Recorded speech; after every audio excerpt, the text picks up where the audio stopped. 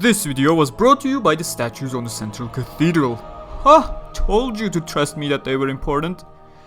Today we are hanging at the verge of death as Kirito and Alice barely manage to survive on the outer wall of the Central Cathedral and learn about yet another shocking truth about Quinella and the Axiom Church. Alarming developments back in real life at the Ocean Turtle, and Eugeo is about to realize whom he has stumbled into. Welcome everyone, it's me Gamerturk, and this is your most accurate source of Sword Art Online information, Alicization Explained, featuring episode 17, Truce. As always, timestamps to individual plot points are in the description as well as the pinned comment for easy navigation, but to give you a quick rundown, we got a slower paced episode this week, giving A1's animators a well-earned room to breathe, major fight after major fight the past couple of weeks, but this is more or less the one breathing room they will get until the mid-season break. And well, considering we once again covered around 40 pages this week, we barely got any drops at all, so this week I can offer you a bit more deep dive into the mental situation of the characters, which are much needed in my opinion, as well as share some opinions as well, but I'm getting ahead of myself. If you're new to my Explain series, what I do here is essentially provide you all the vital information on characters, events, action, lore from the source material, light novels, things that the anime did not convey properly or just did not have the time to, so you can still see the full picture. But then again, if you want to read the books for yourselves for the amazing experience, Amazon and Book Depository affiliate links are in the description and the knowledge of Stacia awaits you there. Also, only 2 weeks left on my current SAO Light Novel giveaway. Click the link in the description and enter the competition through various actions to win Sword Art Online Volume 14, Alicization Uniting, the end of the first half of Alicization story. But without further ado, with episode 17 we started with the contents of volume 13, Alicization Dividing, featuring a whole set of plot twists all around, very similar to volume 11, Alicization Turning, so get ready for a roller coaster for the remaining episodes. Interlude 4, Chapter 9 and the beginning of Chapter 10 was adapted, which amounts to around 45 pages, which explains why the episode was once again quite accurate with barely any cuts, except for one very major key character defining moment at the very end of the episode, once again butchering Eugeo's character development. But before we begin today, we lose all hope in the opening text. Yes, it still says Rising despite the fact that we started Dividing, so surely, much like it still said Beginning in the middle of the story in episode 13, I guess we'll still be rising about 4 episodes after our heroes have stopped rising. So we begin seconds after the previous episodes end, and as I said, since there are not many cuts, we'll have an opinion episode where I'm pointing out minor stuff that I really enjoyed up until the end of this video, of course, on that major cut. With Kirito barely managing to stab the black one into the Central Cathedral's outer wall, they really did an amazing job with the scale of the tower here. It really feels huge and so far high up. However, the scene does not really get across Alice's inner conflict properly enough. It's really interesting since they actually tried by visually adapting certain moments written in the book, but actually cut the movements in half and did not show the whole thing. For example, as Kirito insults Alice, you can see her tightening her grip on the sword. Kirito was actually scared in this instance that he did more to actually hurt the knight emotionally rather than convincing her, but Alice slowly loosened her grip again after starting to see the logic behind Kirito's words. Mind you, the logic Kirito explains still has certain holes solely because he literally can't tell Alice that one of the 2 reasons they are attacking the Axiom Church is because they are trying to rescue the memories of Alice Zuberg, whose body Alice Synthesis 30 is invading right now. And these minor holes and Kirito's hesitation at wording himself very carefully in his explanations are one of the reasons Alice is quite hesitant on making certain decisions, on top of already trying to struggle with the thoughts and beliefs she has had as an integrity knight serving the church. A similar moment actually does exist when Alice grabs Kirito from the neck of his outfit as well. Once she grabs Kirito and their entire position of power has changed, Alice is quite tempted to let Kirito go, as she now already has the power position and Kirito feels her hand gripping tighter and loosening, constantly as she struggles to make a decision whether to save Kirito or let him plunge to his death. The way anime portrays it, it looks like Alice is simply following a very basic logic without any issues. However, she goes through a huge struggle all around, which is only increased as we move on through the episode. Minor dialogues were cut here and there, things like Kirito suggesting that he would use his uniform and pants to create a chain as a last resort, and Alice scolding him for thinking about going into a future battle, the one that they are supposed to have once they reach a clearing, with only his sword and no outfit at all, which is a hilarious foreshadowing for something much further in the series that we probably have at least 3-4 years until it's adapted, but having the knowledge of where this relates to it's absolutely hilarious.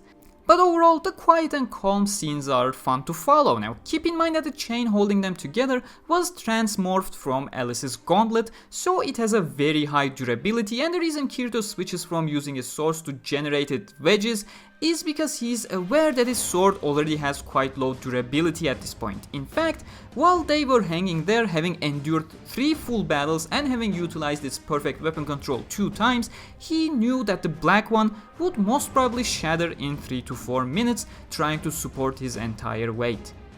And while I'd appreciate if the anime did not make Kirito look like a perfectly proficient gymnast here on those narrow wedges, I feel like the scene would have benefited a whole lot more, especially after having learned that dragons were not allowed above floor 30 and only the administrator knew the necessary sacred arts in order to fly mid-air.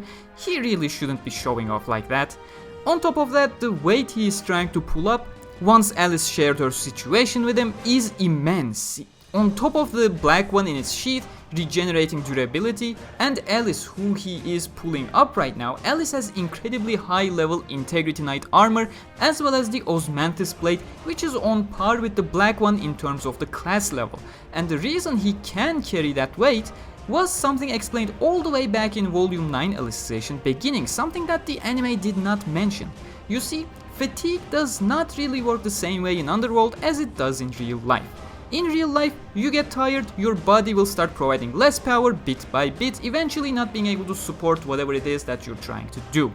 In Underworld, however, being tired is not really based on biology, your body, it's all about the stats. As you exhaust yourself too much, it counts like a quote-unquote physical injury of some sort. Your power is not affected, but the more tired you get, you actually lose more and more life points instead. So essentially, you can keep summoning the energy you need at all times, but it comes at the expense of your HP, which can, in extreme cases, lead to your death.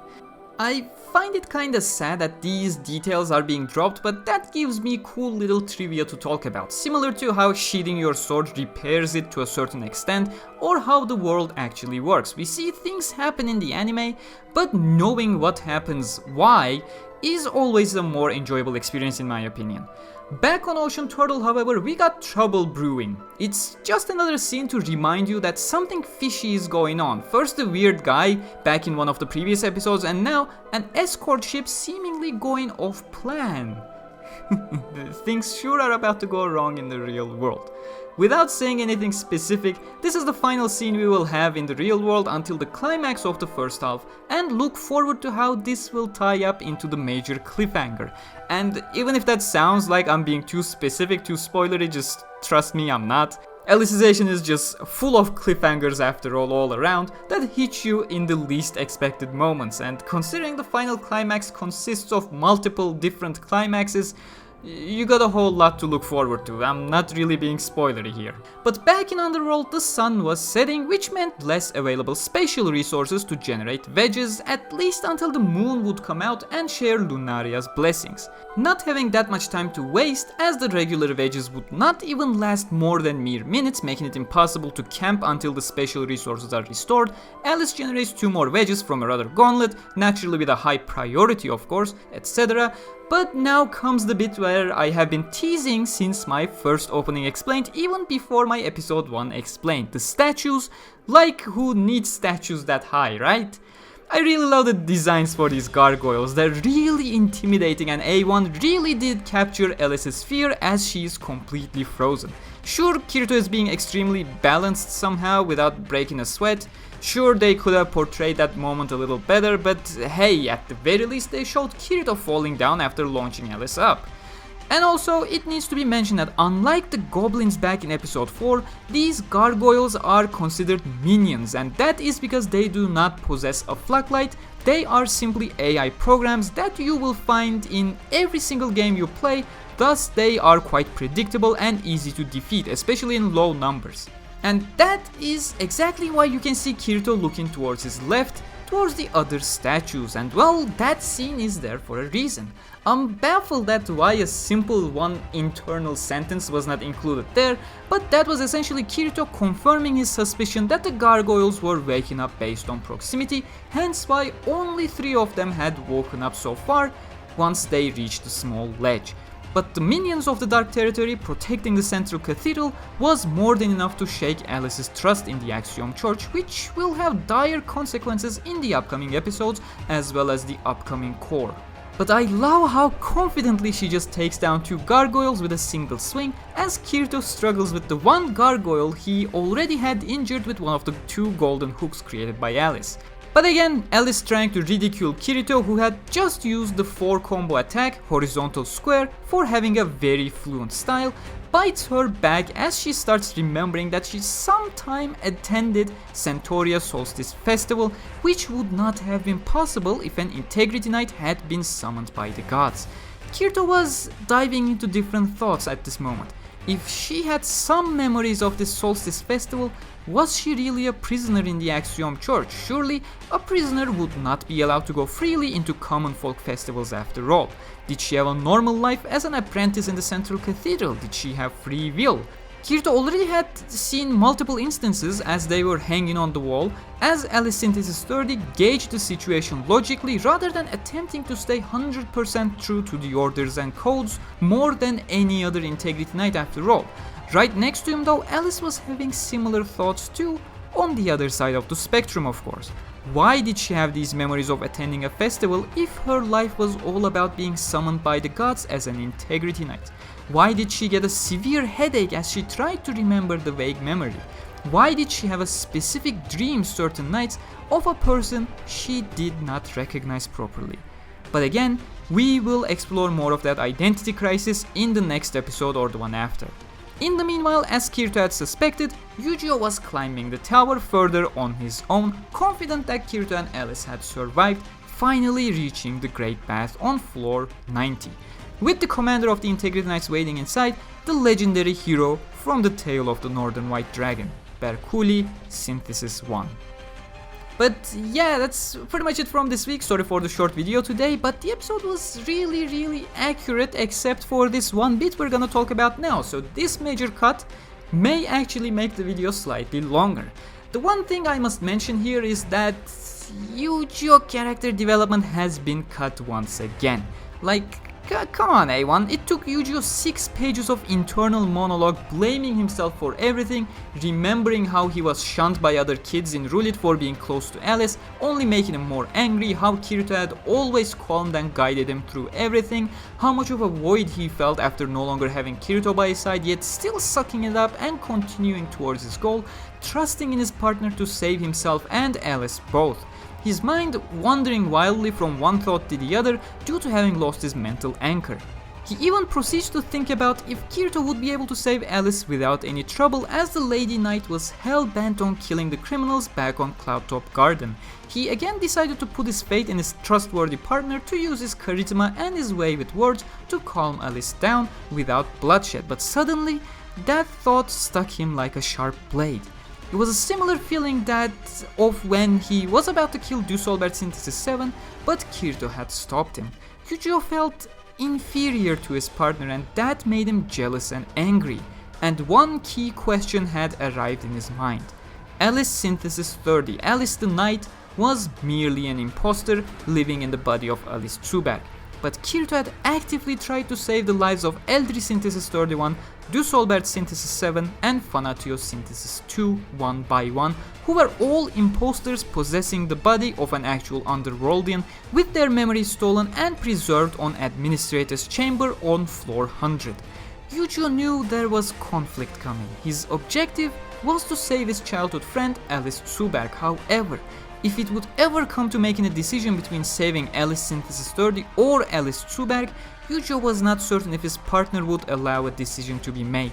Eugeo knew Kirito well enough at this point to realize he would not be sacrificing anyone in favor of someone else and would look for another solution no matter how long it would take. Like, seriously, Eugeo was the subject of many key character development cuts all around this season, but this is basically the major conflict of the entire story at this point.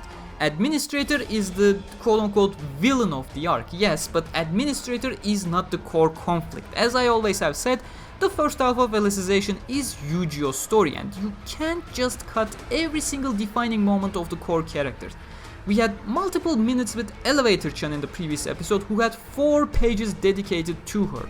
An entire character defining moment for Eugeo that took 6 pages was entirely cut down for the umpteenth time this season. I have to say, it's incredibly saddening that Eugeo, in his own story of 6 volumes of light novels, has received a treatment similar to the likes of Shilika and Lisbeth back in Aincrad, who only had 1/3 of a single novel dedicated to them. It's really a shame, and that's all I can say about it. But yeah, the next episode is titled The Legendary Hero, and as you probably all know at this point, it's gonna be revolving around Eugeo and his legendary hero Berkuli, who is now the commander of the Integrity Knights. Though, depending on the pacing, we may get slightly more. Most probably, we'll get to see some screen time from Chudelkin, the Prime Senator, right-hand man of Queen Ella of course, and hopefully Alice and Kirito will be having a heartfelt moment together under the night sky as Alice starts questioning her past, memories and dreams. But if you made it this far into the video, comment statues of the Central Cathedral to let me know.